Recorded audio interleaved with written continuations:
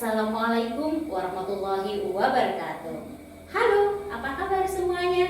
Iya, ketemu lagi di pembelajaran Bahasa Indonesia bersama saya Yuyun Maria Ulfa. Aku cinta bahasa Indonesia, aku bangga bahasa Indonesia. Bahasa Indonesia luar biasa. Pada bab 3 ini kita akan membahas keterampilan berbicara, yaitu teks ceramah. Ada yang tahu apa yang dimaksud dengan ceramah? Justru kalian pernah mempraktikannya secara tidak langsung? Atau kalian pernah mendengarkan ceramah di televisi, di handphone kalian, atau di tempat lainnya? Misalkan di tempat ibadah. Iya, di tempat ibadah. Dengan mendengarkan ceramah, kalian akan mendapatkan informasi, pengetahuan, dan wawasan. Iya, di dalam ceramah banyak sekali informasi yang akan kalian peroleh. Pada pertemuan kali ini, saya akan menjelaskan lebih dalam. Seringkali kita dibenturkan dengan berbagai istilah. Iya, di dalam keterampilan berbicara, kita mengenal berbagai istilah seperti pidato, ceramah, khutbah, dan sambutan. Keempat keterampilan ini memiliki persamaan dan perbedaan. Ya, persamaannya adalah sama-sama merupakan keterampilan berbicara, dan pastinya keterampilan ini disampaikan di depan umum atau disebut dengan audiens. Sedangkan perbedaannya adalah perbedaannya dari keempat keterampilan berbicara, ceramah, pidato, khutbah, dan sambutan. Perbedaannya di sini adalah kita umpamakan si pidato ini adalah sebagai orang tua atau ibu. Ya. Sedangkan ceramah, khutbah, dan sambutan merupakan anak dari si pidato ini. Atau bisa juga ceramah, khutbah, dan sambutan ini merupakan jenis pidato.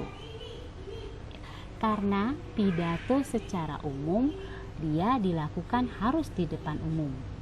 Definisinya ya.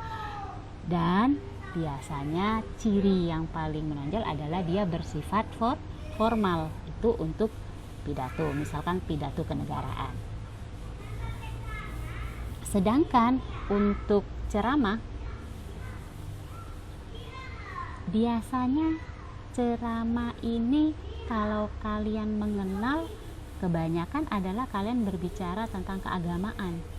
Sebenarnya bukan. Ceramah itu bukan bertemakan keagamaan atau ceramah dari ustadz siapa gitu, bukan.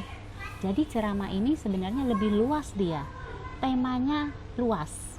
Bisa pendidikan, bisa tentang kesehatan, bisa tentang tata tertib, atau bisa tentang norma-norma. Kalau tata tertib berlalu lintas, di sana dijelaskan peraturan dan yang lainnya. Jadi ceramah itu sebenarnya bukan ceramah keagamaan ya. Ceramah bersifat luas. Jadi topiknya atau temanya itu sangat luas. Pendidikan, kesehatan, tata tertib, bisa sosial, tentang apapun itu bisa ceramah. Sedangkan khutbah, ya khutbah ini baru tentang keagamaan. Jadi temanya secara garis besar tentang keagamaan.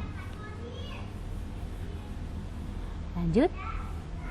Yang selanjutnya adalah sambutan. Nah, sambutan di sini kalian mungkin sudah pernah mendengar ya. Sambutan dari kepala sekolah MAN 1 Jembrana, sambutan dari ketua komite MAN 1 Jembrana. Nah, itu ya. Ya, sambutan adalah biasanya dilakukan sebelum adanya suatu acara. Ya, karena sambutan bagian dari susunan acara. Misalkan nanti ada wisuda kelas 12, ada berbagai sambutan. Sambutan kepala sekolah, sambutan komite, sambutan ketua panitia, dan sambutan lainnya. Sudah paham ya perbedaan dan persamaan dari keempat komponen berbicara? Lanjut, sebenarnya apa ceramah itu? Ya, ceramah adalah sebuah kegiatan berbicara di depan umum yang bertujuan untuk memberikan informasi maupun pengetahuan kepada audiens atau pendengar.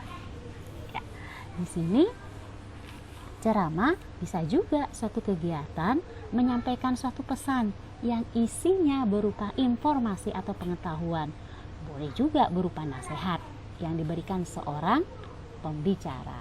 Ya. Lanjut, di sini ada jenis-jenis informasi ceramah. Jenis-jenis informasi ceramah itu ada 5.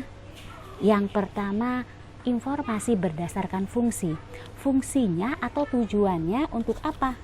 Misalkan ceramah itu untuk hanya memberikan suatu informasi, untuk memberikan edukasi, untuk hiburan, menghibur. Itu ya, berdasarkan fungsinya. Yang kedua itu adalah informasi berdasarkan penyajiannya. Kalau dulu ceramah itu kita bisa hanya mendengarkannya di lapangan atau di aula-aula atau di kegiatan gedung ya. Tapi kalau sekarang ceramah nggak harus di lapangan. Kalian bisa melihat ceramah itu secara langsung maupun tidak langsung. Misalkan kalau tidak langsung, misalkan di televisi, kita tidak bertatap muka dengan dia. Kita melihatnya dari jauh. Ya, atau bisa juga kalian saksikan, mendengarkan di radio, atau bisa juga kalian melihat di YouTube, atau animasi-animasi kartun lainnya juga bisa itu disebut dengan ceramah berdasarkan cara atau format penyajiannya. Yang ketiga adalah informasi berdasarkan peristiwa.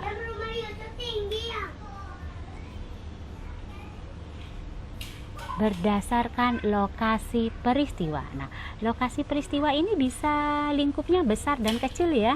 Misalkan kalau kecil, kelurahan, kecamatan, atau lingkupnya besar bisa kabupaten, dalam negeri, seluruh Indonesia, atau bisa juga di luar negeri, atau keluar atau internasional.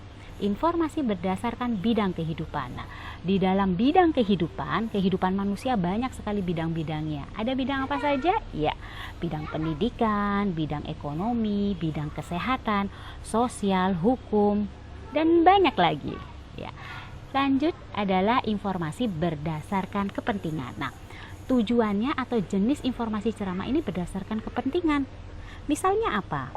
Misalkan ceramah untuk tertib berlalu lintas, misalkan keselamatan, kepentingannya untuk keselamatan pengendara, ceramah tertib berlalu lintas.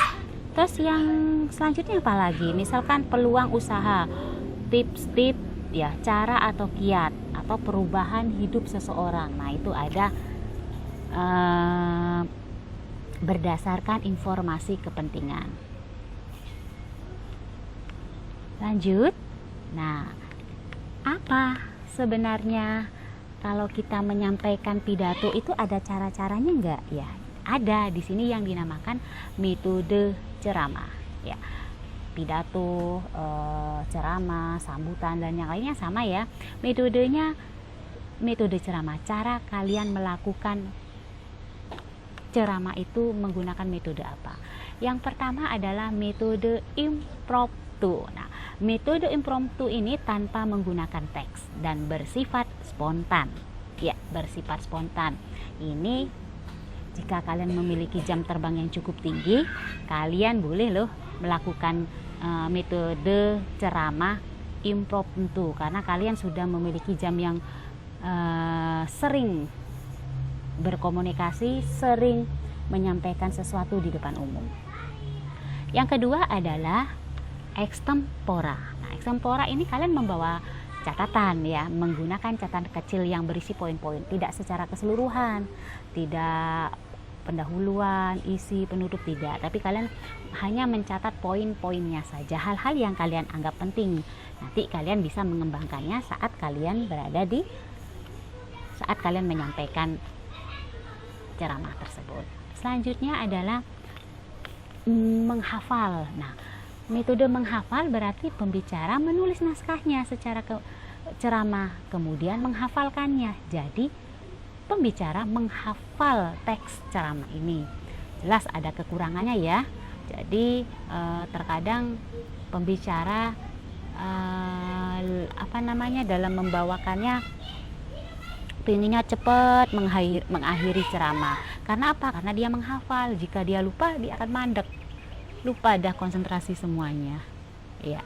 Yang keempat adalah manuskrip atau menggunakan naskah. Jadi metode yang keempat adalah menggunakan naskah atau manuskrip. Ya, pembicara menulis naskah, pembicaranya itu menulis naskah yang akan disampaikan, kemudian dia membawakan naskah itu. Jelas juga ada kekurangannya. Apa? Dia tidak ada kontak dengan pembaca. Dia tidak ada kontak dengan pendengar. Karena apa? Dia fokus kepada naskahnya. Ini kelemahannya. Tapi kalau kalian bisa menggabungkan di antara 4 metode ceramah ini, bagus. Misalkan extempora dengan menghafal, atau menghafal dengan manuskrip atau naskah. Nah, bisa saja kalian mengkombinya sehingga kalian bisa lebih dalam menyampaikannya, memahami dari nanti yang mendengarkannya. Lanjut.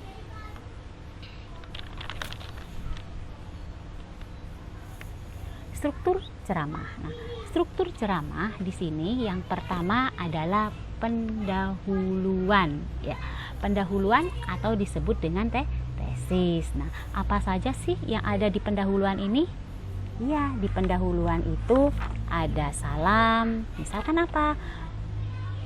Assalamualaikum warahmatullahi wabarakatuh. Salam sejahtera bagi kita semua. Yang kedua ada sapaan. Kata sapaan bisa yang terhormat, yang kami hormati. Ucapan puji syukur apa? Misalkan puji syukur kehadiran Allah Subhanahu wa taala. Dan yang keempat adalah permasalahan atau isu dari ceramah yang kalian sampaikan. Apa yang akan kalian angkat, tentang apa? Di situ dijelaskan sedikit saja sebelum kalian masuk ke bab atau ke poin yang kedua. Saya akan memberikan contoh poin yang pertama, pendahuluan atau disebut dengan tesis. Misalkan kita berceramah tentang tertib berlalu lintas. Assalamualaikum warahmatullahi wabarakatuh. Salam sejahtera bagi kita semua.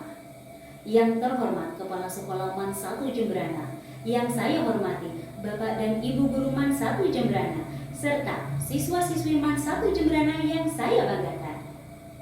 Puji syukur kehadiran Allah Subhanahu wa taala yang telah memberikan kita rahmat, taufik serta hidayahnya kepada kita semua, sehingga kita dapat berkumpul di sini dalam keadaan sehat walafiat tanpa halangan suatu apapun.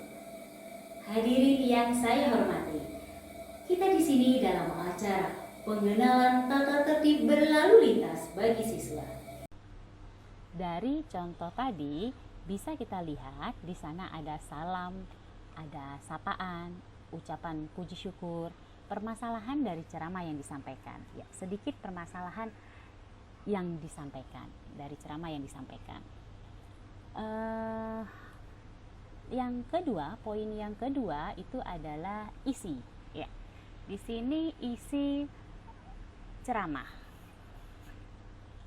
Di dalam isi ceramah berisi tentang inti ceramah yang ingin disampaikan. Inti ceramah yang ingin disampaikan.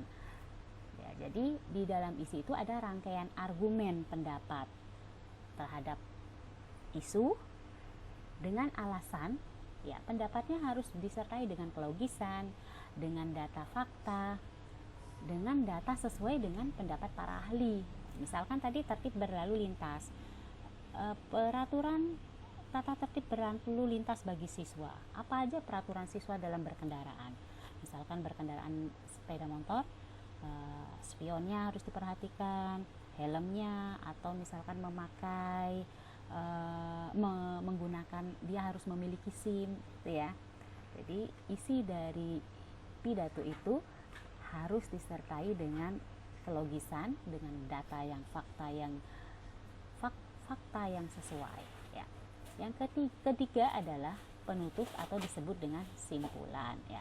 Berisi tentang simpulan, penegasan kembali apa manfaat dari ceramah yang disampaikan. Nah, nantinya juga ada permintaan maaf jika kalian salah dalam mengucapkan ucapan terima kasih serta salam penutup. Lanjut ke kebahasaan. Nah, di dalam kebahasaan teks ceramah ya, atau kaidah kebahasaan teks ceramah, di sini ada yang pertama, ada kata sapaan. Ya, bapak-bapak, ibu-ibu, saudara-saudara, teman-teman ya, beserta kakak, adik, dan hadirin yang berbahagia, itu ada kata sapaan. Yang kedua adalah menggunakan kata ganti orang. Kata ganti orang pertama tunggal dan kata ganti pertama jamak. Ya, ada aku, saya, kami, mereka. Poin yang ketiga yaitu menggunakan kata-kata teknik atau istilah. Ya, kata-kata teknik ini adalah kata-kata yang mewakili makna atau konsep dalam suatu bidang yang akan kalian sampaikan, atau bisa juga disebut kata-kata khas dalam sebuah tema. Misalkan di bidang kesehatan nanti ada multivitamin, obat, ya, imunitas. Misalkan lagi di dalam bidang tata tertib, berlalu lintas. Di situ nanti ada sanksi, denda, dan banyak sesuai dengan bidang yang dibahas di dalam ceramah tersebut. Poin yang selanjutnya yaitu poin yang keempat, menggunakan kata-kata yang menunjukkan konjungsi, sebab akibat, kausalitas. Ya, sebab akibat atau disebut dengan kausalitas dan hubungan temporal. Ya, kemarin sudah di beberapa materi bab 1 bab 2 kita sudah sempat membahas materi konjungsi sebab akibat dan temporal. Ya, sebab akibat, oleh sebab itu, oleh karena itu, maka, dengan demikian, jika, maka, dan temporal itu lalu, kemudian, setelah itu, dan seterusnya. Poin yang kelima yaitu menggunakan kata kerja mental. Ya, kata kerja mental ini adalah kata yang menggambarkan perasaan dan pikiran, atau bisa juga kata kerja yang sedang melakukan sesuatu. Ya, misalkan diharapkan, memprihatinkan, membayangkan, atau kata yang menggambarkan perasaan atau pikiran. Ya, atau bisa juga mengepel, menyapu, mencuci. Ya, itu ya. Lanjut ke poin ke-6. Poin ke-6 di kaidah kebahasaan adalah menggunakan kata-kata persuasif. Karena persuasif itu adalah ajakan, bujukan. Jadi biasanya menggunakan partikel lah, akhiran lah, makanlah, minumlah, atau ayo, mari, seharusnya, sebaiknya jangan kalian melakukan itu. Itu ada kata petunjuk, kata-kata persuasif. Lanjut di poin yang ke-7, pernyataan definisi. Ya, kita akan menemukan di dalam teks ceramah itu nanti definisi, pernyataan definisi ditandai dengan kata adalah dan merupakan. Misalkan nih ada kata merupakan, ya, adalah, misalkan definisi tentang kesehatan, misalkan obat adalah merupakan, itu ya, ada pernyataan definisi. Lanjut ke cara menulis ceramah. Nah, di sini cara menulis ceramah secara keseluruhan ada menentukan topik, tema yang akan disampaikan. Nah, setelah kalian punya topik atau temanya, kalian menentukan dulu tujuan dari pembuatan ceramah kalian itu untuk apa. Ada tujuan umum, ada tujuan khusus. Ya, kalau dia tujuan umum lebih ke apa? Untuk apa? Apakah hanya sekedar memberikan informasi saja, atau berupa persuasif dalam ajakan, atau ceramahnya lebih bersifat menghibur? Nah, baru nanti tujuan khususnya yang terarah, fokusnya kemana, terarah ya. Selanjutnya poin yang ketiga adalah membuat kerangka ceramah. Selanjutnya yang poin keempat, mengembangkan kerangka ceramah. Setelah membuat kerangka, kalian mengembangkannya. Nah, di sini kalian bisa mencari sesuai dengan tema kalian. Kalian bisa mencari di internet, kalian bisa mencarinya di buku referensinya. Kalian boleh melihat orang saat melakukan ceramah, ya kalian catat kira-kira yang sesuai dengan topik yang kalian bahas. Ya, bagaimana anak-anakku? Mudah bukan materi kita hari ini? Pastinya mudah. Karena di situ tadi sudah dijelaskan apa pengertian dari ceramah, strukturnya, kebahasaannya, dan bagaimana cara menulisnya, dan bagaimana cara menyampaikan di depan umum. Ya, karena ceramah merupakan keterampilan berbicara, maka berlatihlah cara berbicara kalian di depan umum. Bagaimana caranya? Misalkan kalian memiliki tokoh idola, seorang penceramah atau seorang presenter. Kalian boleh nih meniru, mengkopinya di saat kalian berlatih berbicara, sehingga public speaking kalian makin membaik dari hari ke hari. Semoga apa yang saya sampaikan bermanfaat. Wabillahi taufiq wal hidayah. Wassalamualaikum warahmatullahi wabarakatuh. Salam Bahasa Indonesia.